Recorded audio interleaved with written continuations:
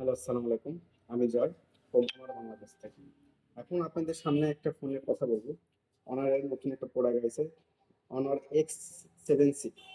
এটাতে পাচ্ছেন পুরোপুরি লেদার একটা ফিনিশে, ভিকান লেদারের একটা পিছনে ডিজাইন, এবং পিছনে ইউজ করা আছে 108 মেগাপিক্সেলের ক্যামেরা, 2 মেগাপিক্সেলের ডেড সেন্সর ইউজ করা আছে।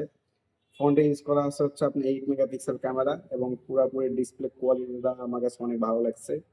এবং এই দামের ভিতরে 22,990 টাকার ভিতরে এই 6,000 এমপিআর ব্যাটারি, এটা সবচেয়ে হচ্ছে প্লাস পয়েন্ট। আর প্রসেসর শুনলে যদি বলি, কোয়ালকম স্ন্যাপড্রাগনের প্রসেসর ইউজ করা আছে 685, এবং ডিসপ্লেটা 90 রিফ্রেশমেন্ট থাকার কারণে ফোনের কোয়ালিটি আমার কাছে খুব ভালো। ক্যামেরা সম্পর্কে যদি কথা বলি, ক্যামেরাটা পিছনে 108 মেগাপিক্সেল, ফ্রন্টে 8 মেগাপিক্সেল, ক্যামেরা কোয়ালিটি অনেক ভালো পাচ্ছেন।